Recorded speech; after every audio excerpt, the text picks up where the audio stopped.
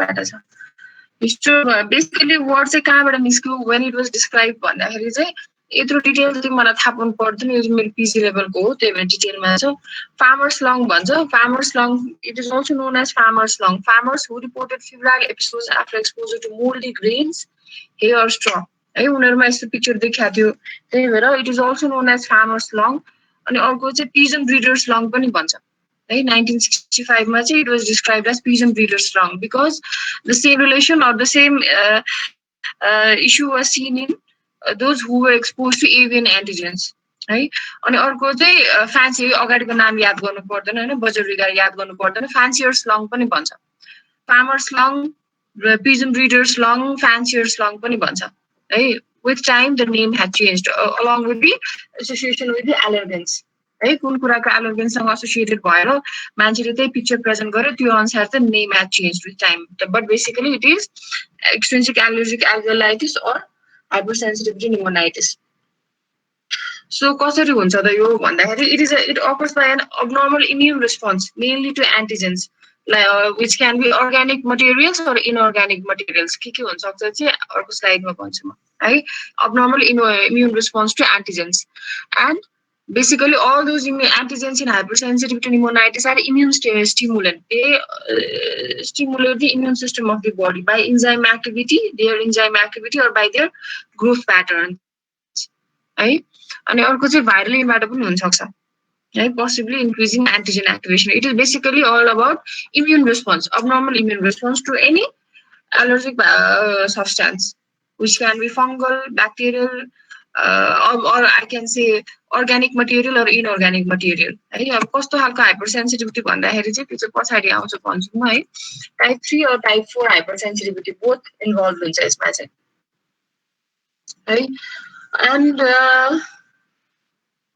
so these are the allergens that can be there to which can be causing hypersensitivity pneumonitis like farmers lung भने अघि मैले हैन farmers who are exposed to moldy hay straw grain हैन they can present with the features of hypersensitivity pneumonitis and the antigen present there are microspora यो बुकमा छ ल or aspergillus fumigatus fungus or fungus हुन सक्छ त्यसमा चाहिँ moles those are moles or grainमा पनि हुन सक्छ धानमा पनि हुन सक्छ है अनि अर्को चाहिँ बर्ड फ्यान्सियर्स लङ है सोर्स चाहिँ एभियन स्क्विटा प्रोटिन एन्ड फिदर्स हुन सक्छ त्यसमा चाहिँ के हुन्छ त एभियम सेरम प्रोटिन सो यो केसमा एन्टिजन के भयो त एभियम सेरम प्रोटिन भयो so these are the antigens these are the sources है अनि विच क्यान सोर्सेस एन्टिजन अनि यो सोर्स के कुन डिजिजमा कुन सोर्स हुन्छ भन्ने कुरा हो है to which the immune response occurs like अर्को एउटा माल्ट वर्कर्स लङ पनि भन्छ यो पनि हाइपरसेन्सिटिभ निमोनाइटिसको एउटा टाइप हो यसमा सोर्स चाहिँ के हो त मोल्डी मल्टिङ्स हुन्छ त्यसमा के हुन्छ एस्परजिलस हुन्छ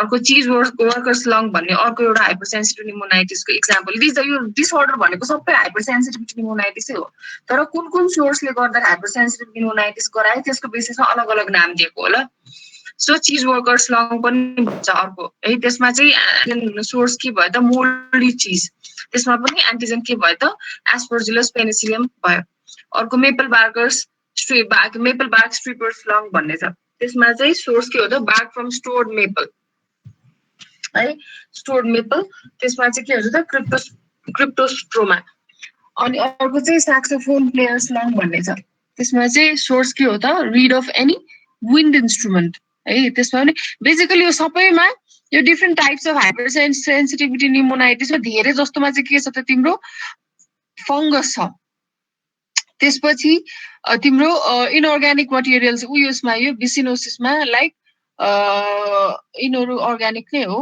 कटन फ्ल्याक्स हेम्प डस्ट है यो हेम्प अर्ग्यानिक नै हो है fungus or any organic materials like any serum है or any fibers है तिनीहरू हुन सक्छ अनि अर्को चाहिँ थर्मोफिलिक एक्टिनोमाइट्स भनेको पनि त्यही नै हो है फंगस धेरै जस्तो छ हैन अनि त्यसपछि यो सोर्सेस अनुसार चाहिँ डिजिजको नाम फरक भइहाल्यो हैन अनि फंगस अथवा any enzyme activity or growth pattern like in case of bird avian pigeons लङमा हैन अनि अर्को चाहिँ तिम्रो inorganic material like zinc dust यो यसमा मैले मेन्सन गरेको छैन जिङ्क डस्टहरुसँग पनि हुन सक्छ है जिङ्क डस्टहरुसँग पनि हाइपरसेन्सिटिभ निमोनाइटिस हुन सक्छ So this is the pathogenesis of hypersensitive pneumonitis. So what happens first on there occurs exposure to antigen like moles, birds, chemicals, or mycobacteria, I know, or viral infection or any endotoxin, or the any genetics, and the factor playing most important role is that genetic susceptibility. Not all people are sensitive, or not all have the hypersensitivity reaction. सबैजनालाई त्यो एक्सपोजरसँग hypersensitivity reaction हुन्छ त हुँदैन नि. Those who are genetically susceptible, होइन, जसमा type 3 or type 4 hypersensitivity reaction हुने chances धेरै हुन्छ, those are more susceptible to hypersensitive pneumonitis, है. And they show the two responses, one Th1 and Th2, another is antigen immune antigen IgG immune complex response. So these are basically two types of hypersensitivity reaction. Any of those can occur. If antigen antibody immune response occurs, that is type 3 hypersensitivity reaction. If type 4 Th1 or Th2 helper cells involved, then this is type 4 hypersensitivity reaction. है, हो immune involve छ, होइन, antigen antibody छ भने त्यो type 3 भयो, T cells involve छ भने त्यो टाइप 4 भयो. सो अब यो तलको नगर्नु हुन्छ, होइन. बेसिकली कुन कुन इन्भल्भ भयो भने कुन हाइपर सेन्सिटिभिटी रियाक्सन हुन्छ त्यो चाहिँ याद गर. अनि यो तलको त तिमीलाई याद गर्न गाह्रै हुन्छ. टी सेल्स इन्भल्भ भयो भने के हुन्छ भन्दाखेरि देयर अकर्स lymphocytes, टी सेल्सले सेन्सिटिभिटी गराउन सक्छ, होइन. अनि अर्को चाहिँ यो साइटोकाइन्सहरू like interferons and interleukins release हुन सक्छ, है. अनि अर्को चाहिँ तिम्रो टी सेल्सले अक्युट हाइपरसेन्सिटिभिटी त्यसको रिएक्सन गराएर टिस्यु ड्यामेज र फाइब्रोसिस गराउन सक्छ. सो दिज बेसिकली मेन चाहिँ मेन टाइप चाहिँ याद गर्नु. टी सेल रिलेटेड छ भने टाइप 4, एन्टिजेन एन्टिबडी रिलेटेड छ भने type 3. Antigen antibody related hypersensitivity रिएक्सनमा के हुन्छ, कम्प्लिमेन्ट एक्टिभेसन हुन्छ, है. अनि टी सेल रेस्पोन्समा चाहिँ के हुन्छ, लिम्फोसाइट्स एक्टिभेसन हुन्छ, अनि इन्टरफेरोन्स एन्ड साइटोकाइन्स इन्भल्भ हुन्छ. So that was the basic pathology. है, याद के गर्नु पर्यो, any abnormal immune response to any noxious particle which can be organic or inorganic can lead to hypersensitivity reaction. And those particles, based on the particles, there are different names of the hypersensitivity reaction. Like farmer's lung, जसमा source के हो त mold hay, जसमा antigen के हो, के अरे antigen के हो त भन्दा माइक्रोस्पोरा एस्परजिलस हो. अर्को पिजन्स लङ, होइन, त्यसमा के हो त एभियन सेरम, सोर्स के हो त एभियन सेरम भयो. अर्को फ्यान्सियर्स लङ, होइन, त्यसमा पनि मोल्ड नै छ. अर्को बिसिनोसिस, बिसिनोसिसमा सोर्स के हो त cotton, hemp dust, those are the sources, है. अर्को कोल वोकर्स. सो यो चाहिँ चार्ट चाहिँ बुकमा पढ्ने, होइन. अनि बेसिक प्याथोलोजी के हो त, either it can be a type 3 hypersensitivity reaction or it can be type 4 hypersensitivity reaction. If it is antigen antibody mediated reaction, that is type 3 hypersensitivity reaction, there mostly the macrophage activation occurs. And if it is T cell related, T cell mediated action, then that is type 4 hypersensitivity reaction, and there the lymphocyte activation occurs, right? And there will be the release of cytokines, interferons and cytokines, which can lead to the prolonged inflammation. Now, clinical and radiological finding. Hypersensitivity pneumonitis मा के हुन्छ त picture पेशेन्टको, है, केले गर्दाखेरि गर्छ, pathology के हो थाहा भयो भने पिक्चर के हुन्छ त्यसमा त्यसमा चाहिँ बुकमा चाहिँ टाइप्स चाहिँ छैन, है. Basically there are 3 types, acute, sub acute and chronic type, है. बुकमा चाहिँ छैन यो. सिम्पटम्स के हो त मोरोभर सबैमा उस्तै हो, cough, fever, sweating, myalgia, headache, nausea सबै हुन सक्छ, है. And it begins within 8 hours. यो याद गर ल, अक्युटमा जहिले पनि it begins within 8 hours of exposure and may persist up to 1 month, है. It begins within 8 hours of exposure and may persist up to 1 month.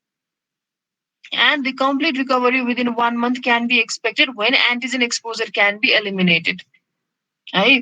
So कोही मान्छेमा इन्फेक्टिभ प्याथोलोजी नभइकन निमोनाइटिस पिक्चर लिएर आयो, तर इन्फेक्टिभ प्याथोलोजी के पनि छैन, फिभरहरू सबैको हिस्ट्री छ, but any exposure to any allergic or noxious substance छ जसले गर्दाखेरि चाहिँ the thing has been exacerbated भने you can think of acute hypersensitivity pneumonitis, है. अनि यसको ट्रिटमेन्ट भनेको basically the cut off of the antigen exposure, right? Elimination of the antigen exposure. So it begins within the 8 hour of exposure and may persist up to 1 month. So एउटा के भयो त farmer's lung है, यसमा चाहिँ episodic exposure to mouldy hay grain हुन्छ होइन। अर्को अब फिजिकल एक्जामिनेसनमा के हुन्छ, it may be normal or there may be presence of widespread crackles है। Chest X ray usually normal in 40% of cases, but in some cases there may be presence of diffuse nodularity, nodular pattern भन्ने हुन्छ, अहिले देखाउँछु म। Often स्पेयरिङ चाहिँ यता यो चाहिँदैन तिमीलाई, नोडुलर प्याटर्न हुन्छ, यस्तो हुन्छ। यसमा अब यसमा तिमीहरूले देख्दैन है, फाइन लाइन्स बिच बिचमा ऊ यस्तो, यो तिमीहरूले चिन्दैन, अब कसरी देखाउनु। अब यो नोड्युल्स देखाउन गाह्रो हुन्छ, यस्तो एक्सरेमा फिल्म नै देखाउनुपर्छ। बेसिकली एक्सरेमा 40% केसेसमा नर्मल हुन्छ, एन्ड देखियो भने पनि नोडुलर प्याटर्न देखिन्छ भनेर याद गर न है। पहिला सिम्पटम्स, एक्जामिनेसनमा के हुन्छ, निमोनाइटिस भन्ने बित्तिकै क्राकल्स हुन्छ है, धेरै जस्तो। एक्सरे एउटा भयो होइन।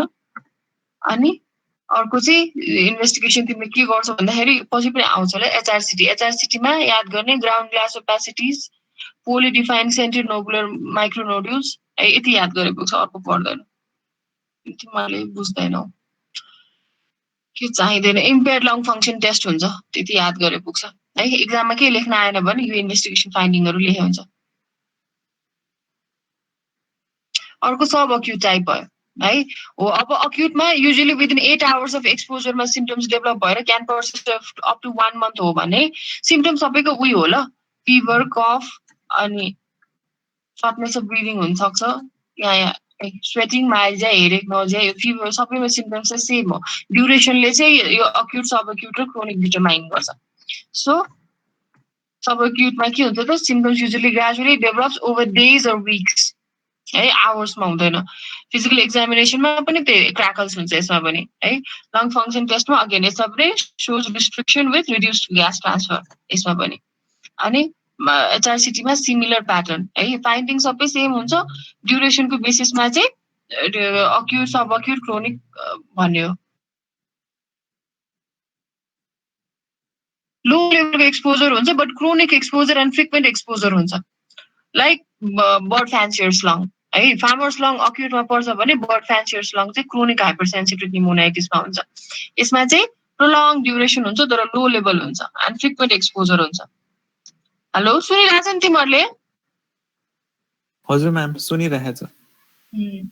अनि सिम्टम्स चाहिँ यसमा चाहिँ अलिकति डिफ्रेन्ट हुन्छ। यसमा चाहिँ इन्टरस्टिशियल लङ डिजिज टाइपको पिक्चर हुन्छ, किन भन्दाखेरि त्यो क्रोनिक भयो, प्रोलङ ड्युरेसनमा भयो।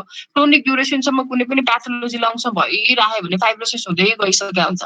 So ultimately the patient will present with like picture of interstitial lung disease है, or in stage fibrotic lung डिजिजको लाइक पिक्चर हुन्छ, लाइक डिजिटल क्लबिङ होइन। अनि अब निमोनाइटिसहरूमा त तिम्रो खालि कफ, स्वेटिङ, माइल्जियाहरूको मात्र हिस्ट्री हुनसक्छ, तर क्रोनिकमा गइसकेपछि चाहिँ के हुन्छ त, फाइब्रोसिस अफ लङ्स भइसकेको हुन्छ नि त, लङ फङ्सन कम्प्रोमाइज भएर the patient will present with hypoxia or respiratory failure. Usually they present with the picture of interstitial lung disease. Digital clogging, hypoxia, respiratory failure. Lung function test again, ILD-like picture, restrictive picture, low gas transfer, and low total lung capacity. Chest X-ray ma interstitial pattern, progressing to fibrosis or honeycombing हुन्छ यसमा चाहिँ है। And emphysematous changes can occur in those who are smokers है। अब यसमा एचआरसिटीमा त्यही हो, fibrosis, reticular pattern है। अगाडिकोमा ग्राउन्ड ग्लास ओपेसिटिज थियो भने अब क्रोनिकमा के हो त, हनीकम्बिङ हुन्छ। याद गर्ने, जहिले पनि क्रोनिक डिजिजमा हनीकम्बिङ हुन्छ अफ लङ्स है।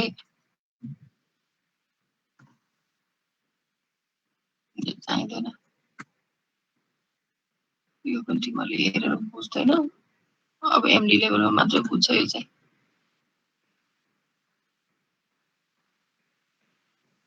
यो छ नि, यो ब्ल्याक ब्ल्याक स्पेसेस छ नि, यो हनीकम्बिङ हो ल। यो किन भन्दा अगाडिको ब्रोङ्कसहरू चाहिँ फाइब्रोस्ड हुन्छ, अनि मुनिको एल्भोलाइहरू चाहिँ डाइलेटेड हुन्छ, अनि they give the honeycombing appearance. Yes.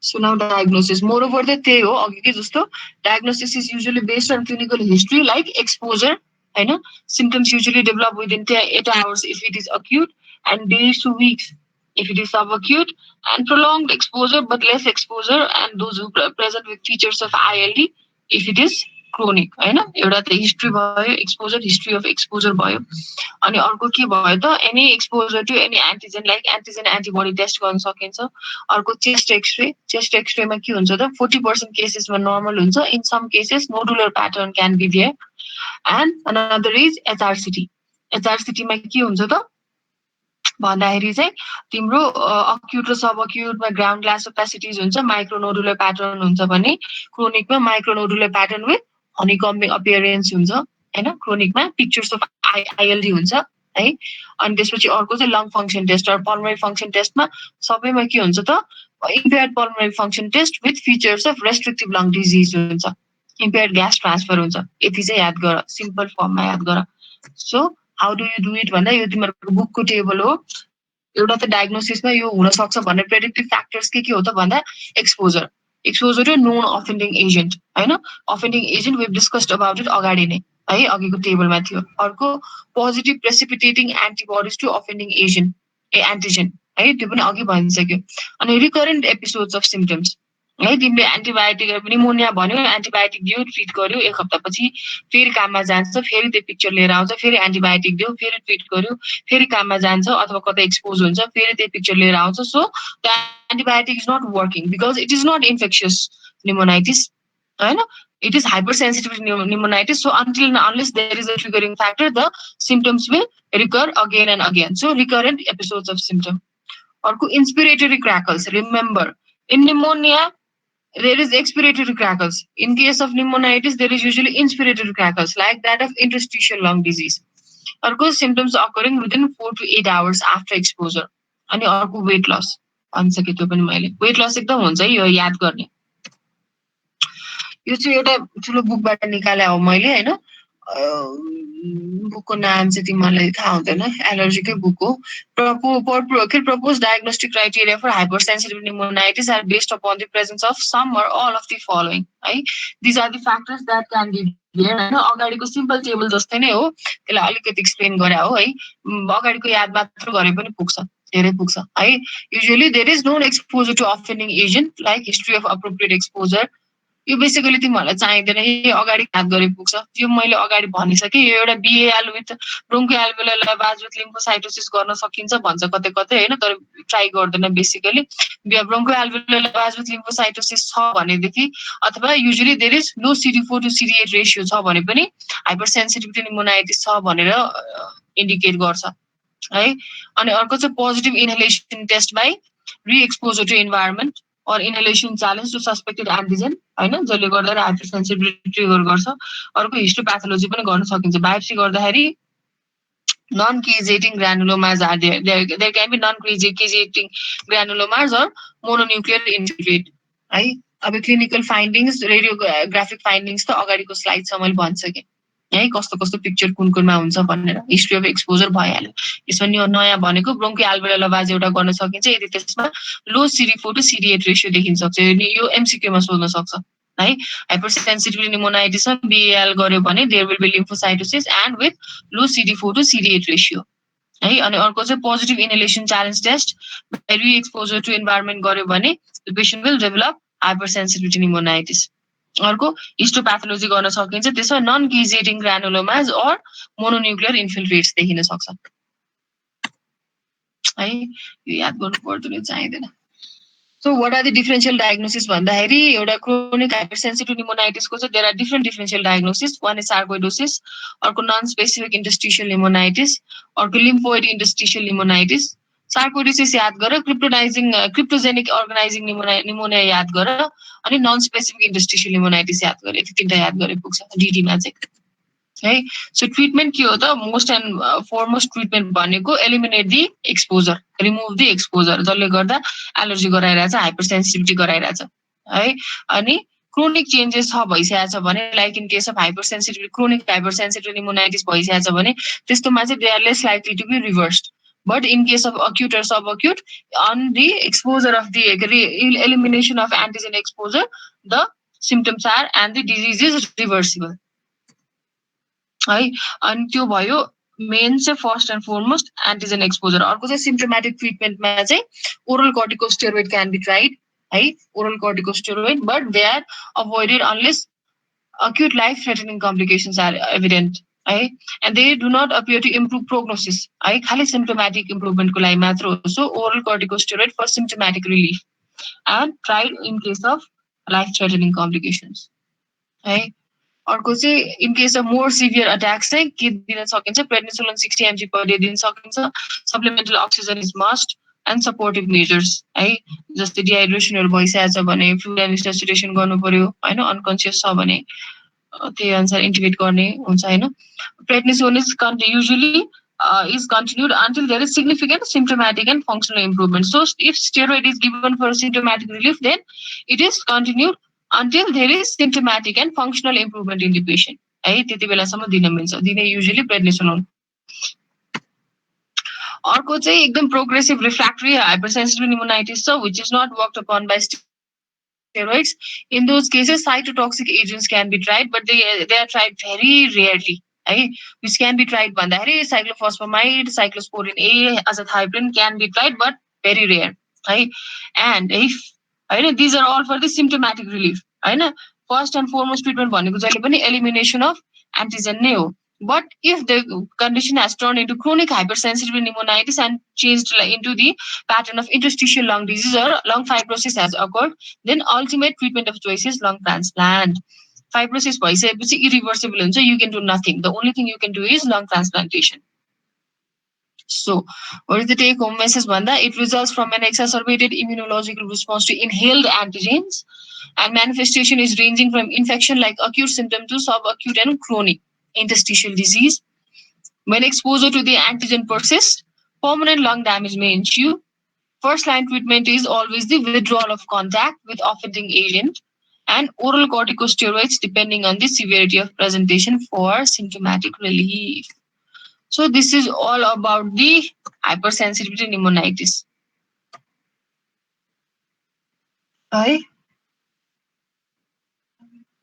Thank you, ma'am.